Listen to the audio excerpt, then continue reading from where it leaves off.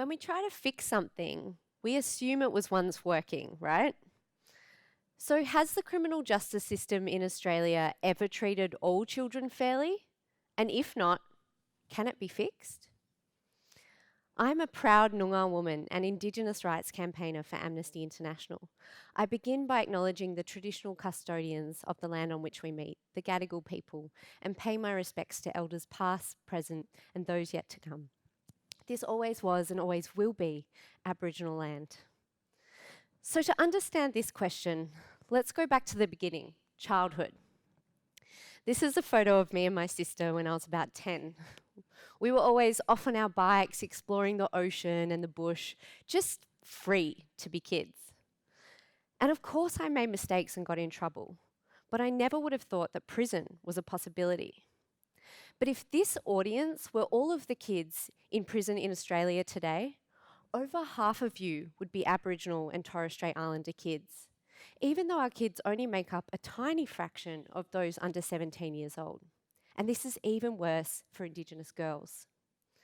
So to understand why, let's go back to our past.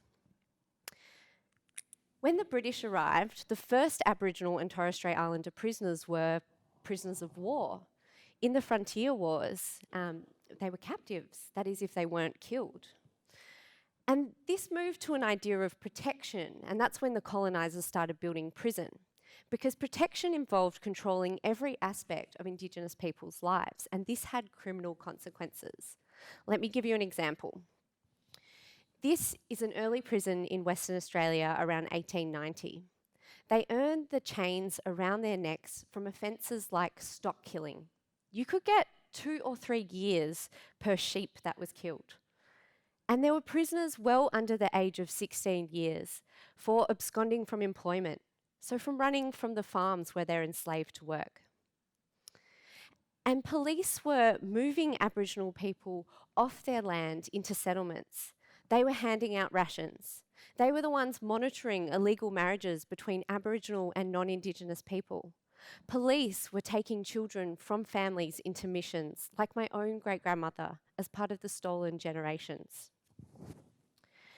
And when the courts were set up, Aboriginal people couldn't testify because they weren't Christian, and they couldn't understand proceedings because it was in English. So it wasn't very fair, and it led to harsh sentencing from non-Indigenous juries. This was the beginning of so-called youth justice in Australia. Now, they abandoned that idea of protection, and Aboriginal and Torres Strait Islander people moved back into the towns and cities. And this is when imprisonment skyrocketed from 1% to 1/3. Imprisonment became the new segregation. And because our people are so over-imprisoned, too many of us have died in custody, from police or other prisoner brutality, from lack of medical treatment, or from taking their own lives. Fast forward to today. In the Northern Territory, a child hooded strapped to a chair, children gassed. In Queensland, dogs used to intimidate, children hogtied and sedated. In Western Australia, a girl found drenched in her own urine after 72 hours of solitary confinement. In Victoria, a child's neck fractured. In Canberra, allegations of racial, verbal abuse and physical violence. Alarming rates of disability and self-harm in prisons. This is how we treat our children today, and it is a national tragedy. Is it any wonder from where we've come from to where we are today? As my colleague and Palawa elder Rodney Dillon said to me, our children today do not have the chains around their necks, but they do around their ankles.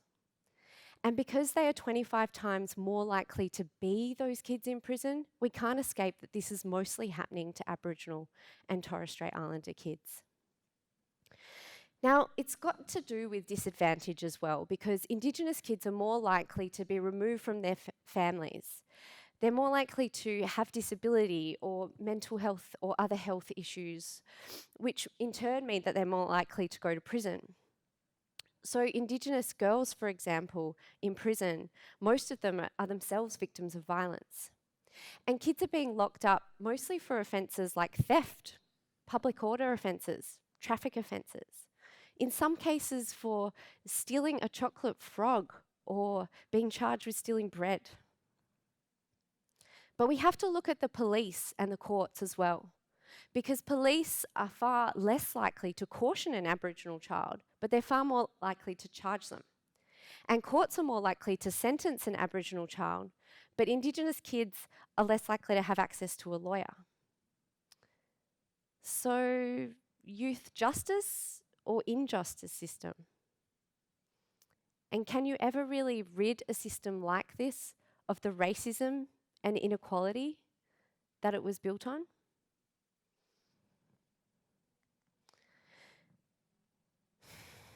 What if we didn't try to fix it? What if we tried a different approach? Now, I've spent time as a Fulbright scholar considering this question of racial injustice over in the United States. But it was only when I came back to Australia and sat down with Aboriginal and Torres Strait Islander communities around the country in this work for Amnesty International that the answers suddenly became clear. Because for this seemingly impossible problem, we can learn from an old way, a time before prisons, from Indigenous people. This is Angela and David Salmon, co-founders of Mona Aboriginal Corporation. I spent time with them in their cultural horsemanship program.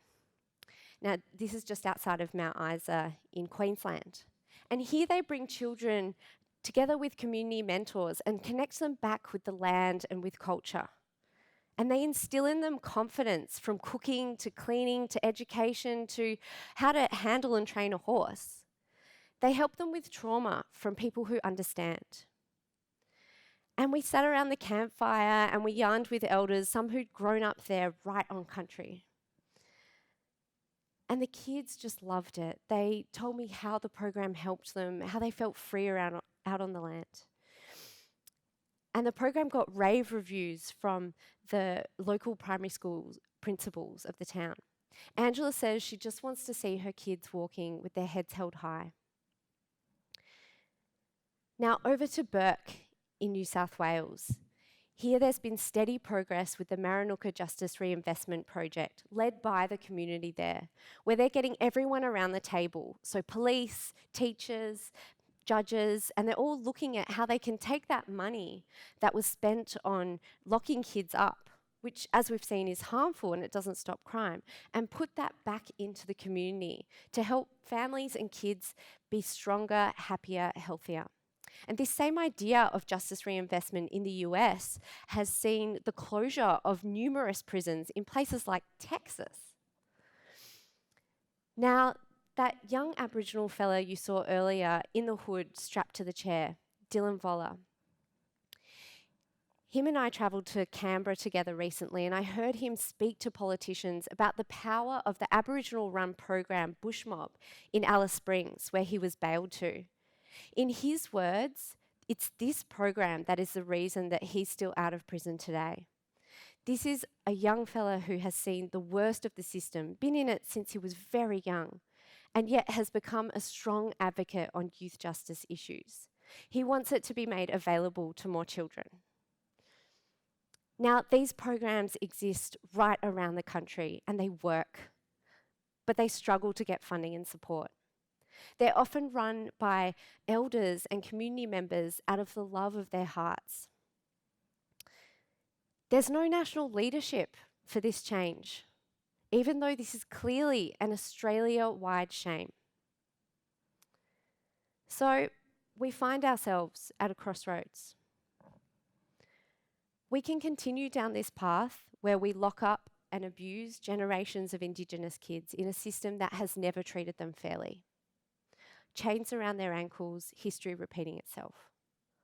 Or we can take a different path, one towards creating future leaders by supporting communities.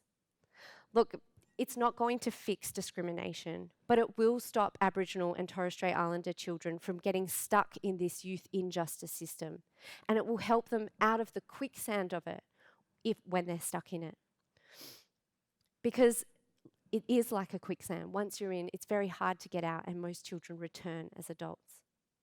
So if we believe that Aboriginal and Torres Strait Islander children deserve to grow up in their communities, not behind bars, then we owe it to the next generation to call out to our political leaders for a national overhaul of this youth injustice system for a better way, a way with Indigenous communities and their answers at the centre. For a future where Aboriginal and Torres Strait Islander kids are no longer shackled by our past, but where, like all other children, they can be free to be kids. Thank you. Thank you.